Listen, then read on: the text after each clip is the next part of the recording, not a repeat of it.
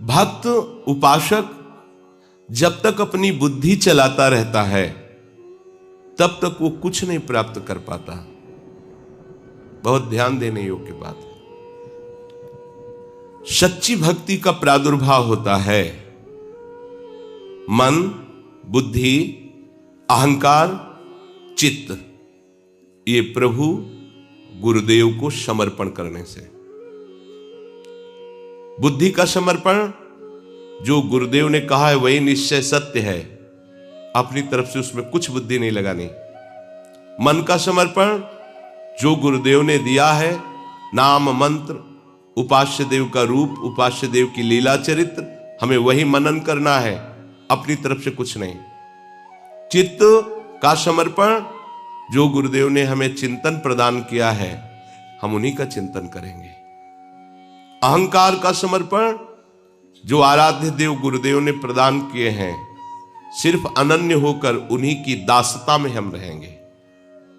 श्यामा श्याम हमारे स्वामी हैं, प्रीतम हैं, हम उनके दास हैं, ये अहंकार का समर्पण है। जब तक अपनी तरफ से कुछ बुद्धि रखते हैं, बुद्धि चलाते हैं, तो ये वही बुद्धि है। जब से सृष्टि हुई आज तक कभी सत्य पे नहीं चलने दिया, तो आज तुमको कैसे सलाह दे सकती है? प्रायः हम अहंकार की वृत्ति को समझ नहीं पाते। शास्त्र और गुरुजनों के शासन को अपने प्रतिकूल समझ करके बुद्धि की सलाह से हम माया के अनुकूल चलने लगते हैं, अहंकार के अनुकूल चलने लगते हैं। लगता है अब हम स्वतंत्र हुए। बहुत बंधन में बंधे हुए थे, निकल नहीं पा रहे थे बंधन से, अब स्वतंत्र हुए। ये वही चालबाज मन और बुद्धि तुम्हें जो स्वतंत्रता का नाटक दिखा रहे हैं, ये परतंत्र कर रहे हैं, माया के अधीन कर रहे हैं। इसलिए केवल समर्पण की बात करने से आप भक्त नहीं बन जाएंगे। सब कुछ जो अपना माना है वो हमें आराध्य देव के चरणों में समर्पित करना है। हमें समर्पण करना भी नहीं आता, इसीलिए सत्संग मिलता है, सदगुरुदेव रूप में प्रभु मिलते हैं। ऐसे समर्पण करो। जो केवल मुंह से समर्पण की बात करता है और अपनी बुद्धि, अपना मन चलाता है, वो पतित हो जाता है। भाव भक्ति का फल है, ये हृदय में प्रकाशित होता है। भाव ऐसी सामर्थ्यशाली वृत्ति है जो अव्यक्त भगवान को व्यक्त कर देती है।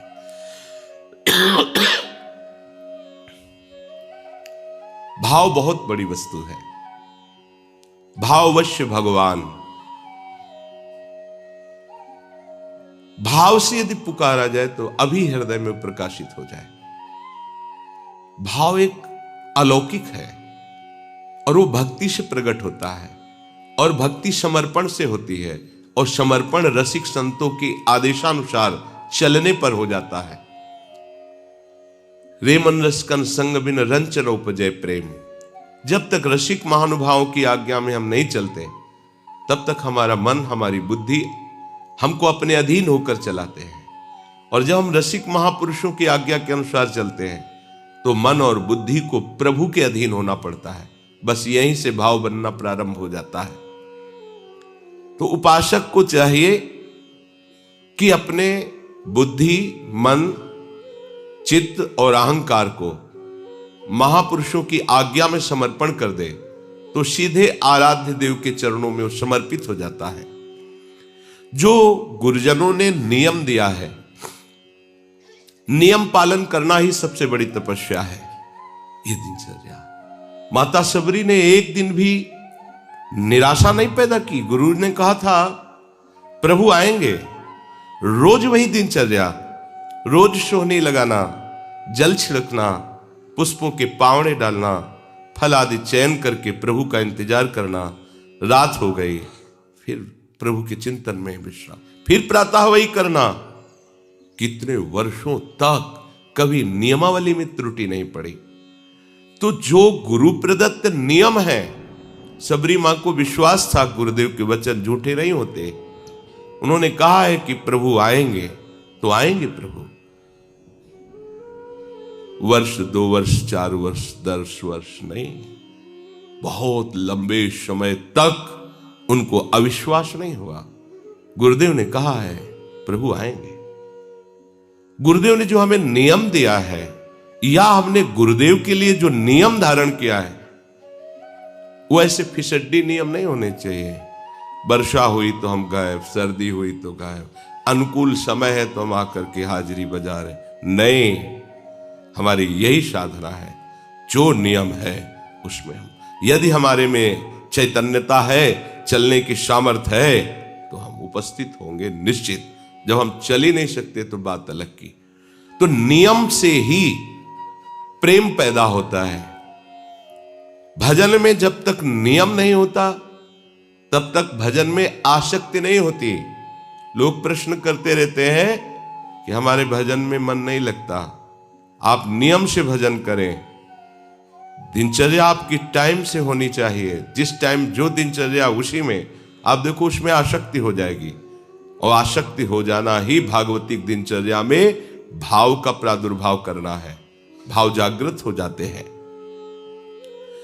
विक्षेप आदि विघ्न स्वतः नष्ट हो जाते हैं। उपासक जब नियम से ऐसे चलता है और भगवत लीला गुणगान या कीर्तन करता है, तो उसके अंदर ये भाव प्रकट होने लगते हैं। कभी उसका शरीर कंपायमान होने लगता है, कभी अश्रुधारा बहने लगती है, कभी रोम रोम पुलकित हो जाते हैं, कभी स्तंभ हो जाता है, शांत एकदम समाधिस्थ की तरह मानो कोई मूर्ति हो। कभी श्वेद पसीना, कभी स्वरभंग लड़खड़ाने लगता है, राग बिगड़ जाता है, आवाज शुद्ध नहीं निकल पाती, गदगद कंठ, नयन बह नीरा, वैवर्ण, शरीर का रंग बदलने लगता है। भाव और बढ़ा तो प्रलय, मूर्छा भी आने लगती है। ये अष्ट सात्विक भाव उसके हृदय में प्रकट होने लगते हैं, जो गुरु प्रदत्त उपासना को, दिनचर्या को नियम पूर्वक करता है। जब भाव प्रकट होने लगता है तो फिर अभिमान की गुंजाइश नहीं रह जाती। ये भाव अभिमान को चूर कर देता है और वो दैन्य भाव से सदैव स्थित रहता है। निराभिमानता जैसे जैसे बढ़ेगी वैसे वैसे आराध्य देव की समीपता का अनुभव होगा। यही दरबार दीन को आदर रीति सदा चली आई। जैसे जैसे तुम्हारा अभिमान गलित होगा, दैन्यता बढ़ेगी, वैसे वैसे तुम्हारे हृदय में भगवत सानिध्य का अनुभव होगा। मेरे प्रिय लाल मेरे पास है, ऐसा अनुभव होगा। जैसे जैसे ये अनुभव होगा वैसे वैसे देह के संबंधी रिश्ते नाते, जाति, कुल, मर्यादा, जगत का, ये सब विस्मरण हो जाएगा। एक साथ सबका विस्मरण हो जाएगा। भगवत प्रेम में जगत की स्मृति की कोई भी जगह नहीं रहती, शरीर की स्मृति की कोई जगह नहीं रहती, भोग स्मृति की कोई जगह नहीं रहती। उसके हृदय में तो बस अपने प्यारे की स्मृति का राज्य होता है।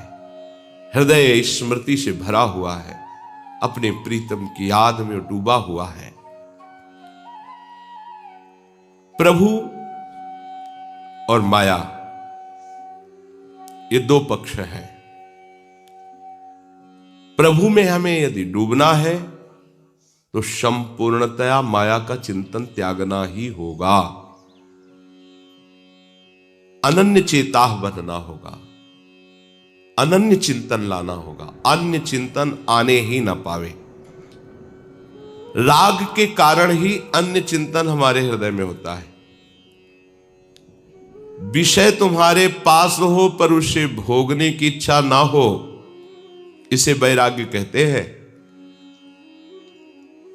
सब सामग्री, सब भोग आपके पास है पर भोगने की इच्छा नहीं, क्योंकि इच्छा तो प्रियालाल के चरणों में समर्पित हो चुकी है। जो चाहिए वो उसे प्राप्त हो रहा है। उनका स्मरण, उनका रूप, उनकी लीला, या प्राप्त करने की प्रबल इच्छा है। प्रबल इच्छा में ही ब्रह्मादिक के भोग सब विषम लागत ताई, प्रबल इच्छा में ही। और कहीं ये इच्छा मूर्तिमान स्वरूप धारण कर लिए है, अर्थात नाम चैतन्य घन होकर विराजमान है। अब लिखना नहीं पड़ रहा, नाम विराजमान, रूप की झांकी हो रही, लीला रसास्वादन में डूब रहा है। अब उसे कौन सा विषय आकर्षित कर सकता है? पर इस रस तक पहुंचने के लिए हमारे अंदर जो विषयों के प्रति प्रियता है उसे विचार के द्वारा नष्ट करना होगा। नहीं है सुख इनमें, चाहे जितना आप भोग लीजिए, नहीं है। एक दिन रुकना ही पड़ेगा आपको। आज ही रुक जाइए, समय बर्बाद मत कीजिए। अपने चित्त को चिंतन में तल्लीन कीजिए, प्रियालाल के भोगों के चिंतन में नहीं। भगवत प्रेम के लिए वैराग्य अत्यंत आवश्यक है। वैराग्य सही माने में प्रेम में ही होता है। पहले स्थूल वैराग्य, प्रगट में वैराग्य, पर सूक्ष्म में महत्व बुद्धि बनी हुई है भोगों में। पर जब प्रभु का प्रेम प्रकट होता है तो वो भी नष्ट हो जाती है। अब चराचर जगत में अपने प्रीतम के सिवा और कोई इच्छा नहीं रह गई। अपने प्रीतम से बढ़कर कुछ अच्छा नहीं लग रहा। अब ये सच्चा वैराग्य है। इसके लिए कभी किसी से दो ये शब्द मत कहना। ये महापुरुषों के वचन हैं। दो ये कहना मृत्यु के समान है उपासक का। आचार्यों ने आज्ञा की है कि भिक्षान्नम औषधम, प्राणों का पोषण। अगर वैरागी हो, विरक्त मार्ग के पथिक हो तो भिक्षान्न से करो। माधुकरी वृत्ति, आकाश वृत्ति, इन वृत्तियों का सेवन वैराग्यवान उपासक करता है। पर दो अन्य जगह इसका प्रयोग नहीं हो सकता। राधे श्याम मधुकरी मांगने गए, अब कोई वहां घर से निकला और 10 रुपया दे रहा है कि रोटी तो नहीं, रुपया ले लो, नहीं, केवल रोटी। कुछ और दे रहा है, नहीं, केवल। अगर रोटी मांगने निकलो, केवल रोटी। कोई पदार्थ, कोई और वस्तुएं, लो मिठाई खा लेना जाके, नहीं, केवल रोटी तो रोटी, नहीं तो चल दे।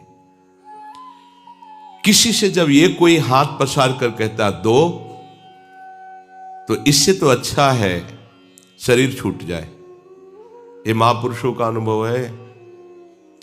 ये जो संत वेश रख करके मांगते रहते। कल एक उपासक ने प्रश्न किया था कि किसी ने उनसे कहा कि मुझे अमुक वस्तु दे दो, अगर नहीं दोगे तो हम तुम्हारा बद्दुआ दे के बुरा कर देंगे। ये संत के वचन कभी नहीं होते। डरना मत कभी किसी से। अगर कोई ऐसा कहता है तो बद्दुआ तो उसी के ऊपर लगी हुई है पहले, कि वो अपने वेश की मर्यादा को नष्ट कर रहा है। वो जानता ही नहीं, वो केवल पाखंड के लिए वेश धारण किए हुए है। पहले हमारे साधु समाज में शासन था। ऐसा नहीं था कि कोई भी कैसा भी वेश धारण करके घूमे, ऐसा नहीं था। आपकी परंपरा क्या है? वो कुछ ऐसे साधुई भाषा के प्रश्न होते थे कि असली परंपरा वाला ही उत्तर दे सकता था, अन्यथा वेश उतरा लिया जाता था। क्योंकि तुम साधुओं की मर्यादा का नाश कर दोगे, लोग समझेंगे संत ऐसे ही होते हैं। गाड़ी में ऐसे हाथ मार रहे हैं, हमको फलाहार करना है, आज एकादशी है, कुछ दे दो। जरूरी क्या है? भूख लगी है तो जाओ ब्रजवासियों के दरवाजे में राधे श्याम बोलो, जो मिल जाए पेट भरो। एक दिन नहीं पाओगे तो मर जाओगे। अब वो गाड़ी वाला समझता है भिखारी हैं, बाबा लोग भिक्षुक हैं, दलित हैं, मांगते घूमते हैं। ये संत नहीं कर सकता, नहीं कर सकता। जो भगवत मार्ग का उपासक है वो कभी ऐसे नहीं कर सकता। अगर ऐसे करता है तो या तो अपनी महिमा को नहीं जानता कि जिस मार्ग में है, और या पाखंडी है। कहावे मोर दासा करे तुच्छ नरन के आशा, तो कहो कहां रहा विश्वासा। ये विश्वास का मार्ग है। अरे मंगिबो भलो न बाप सो जो प्रभु राखे टेक, अपने आराध्य देव की। अरे आराध्य देव से भी ठसक में रहे। जैसे बच्चा कहता मुझे दूध नहीं पीना, तो ये मां की पीड़ा है। वो 100 बार मनाएगी और दूध पिलाएगी, क्योंकि मां है।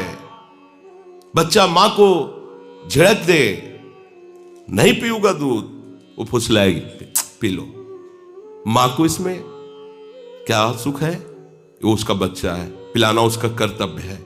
ऐसे ही अनंत ब्रह्मांडों का वो पिता है विश्वंभर, और हम उसके दास हैं।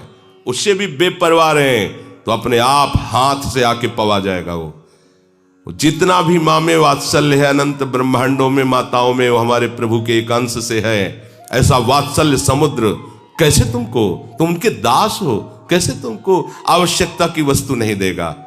कैसे दास हो तुम, मांगते घूम रहे हो। एक बार एक परिकर ने बताया था कि कुछ साधु वेश में आए और कहा कि हम प्रयाग में भंडारा करने जा रहे हैं, हमको इतने 1000 रुपए दो। बोले हमारी सामर्थ्य नहीं। बोले अगर हम यहां से विमुख लौटे तो तुम्हारा नाश हो जाएगा। ये साधु के वचन है? ये कोई संत बोलेगा? अरे संतों को तो पीटा जाता है, गाली दी जाती है, अपमान किया जाता है, तो भी वो मनाते हैं तुम्हारा मंगल हो। भगवान कभी त्रिकाल में इनका मंगल ना हो। ये बेचारे हैं, नहीं जानते हैं। और तुम्हें पैसा दे तो उसका मंगल मनाओगे, पैसा ना दे तो अमंगल मनाओगे। ऐसा साधु होता ही नहीं। ये तो केवल वेश का दुरुपयोग है, केवल वेश का पाखंड है। ये संत ऐसे नहीं होते।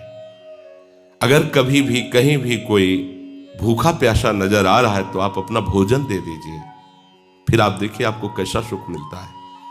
सर्दी में कोई कांप रहा है, आप अपना वस्त्र दे दीजिए। कोई बीमार है तो आप अपनी सुविधा छोड़कर उसमें पैसा लगा दीजिए, उसको औषधि दिलाइए, ये कीजिए। लेकिन कोई ये कह रहा है कि मुझे इतने रुपए दीजिए नहीं तुम्हारा मंगल हो जाएगा, तो 5 पैसे भी मत दीजिए, बिल्कुल मत दीजिए। कुछ नहीं बिगाड़ सकता। वो केवल वाणी से बोल रहा है, उसमें सामर्थ्य नहीं है। सामर्थ्यवान ऐसे नहीं करते। भुगते देहि न जाचहि, ये वाणी जी कह रहे। केतिक आयु केतिक जीवन, काहे विनाशत काज हटकत। कितना जीवन रह गया है, उसके लिए तुम मांग रहे हो, ये बिल्कुल ठीक नहीं। अगर सच्चे मार्ग के पथिक हो तो 2 ये कहना शब्द नहीं बनता। भरण पोषण भगवान के द्वारा होता है। पूरा जीवन आप देख लो, जैसा आप स्वभाव बना लोगे, जैसा नियम रखोगे, वैसे ही निर्वाह होने लगता है। ये मांगना बिल्कुल ठीक नहीं है। मर जाना अच्छा है, किंतु किसी के आगे हाथ पसारना अच्छा नहीं। विरक्त हो तो केवल आदेश है आचार्यों का, भूख लगेगो मांग खाओगो, गिनो न साँझ सवेरो, ब्रजवासिन के जूठ टूक और घर घर छाछ महेरो। ब्रजवासियों के अन्न से उदर पोषण मांग करके 1-1 रोटी कर ली, इसके अलावा मांगने का अधिकार नहीं है। किसी भी चेष्टा द्वारा अपनी आवश्यकता की सूचना उपासक यदि किसी को देता है तो अन्य आश्रय हो जाता है और अपना पतन करा लेता है। जो कोई ऐसा सोचता है कि मैं मांग कर परोपकार करूंगा, वो परमार्थ का पथिक ही नहीं, अनुचित है। हमें यज्ञ के लिए पैसे दे दो, हमें भंडारे के लिए पैसे दे दो, ये बिल्कुल ठीक नहीं है। ये परमार्थ का मार्ग नहीं है, ये स्वार्थ का मार्ग है। एक व्यापार हो गया। महापुरुषों के वचन है।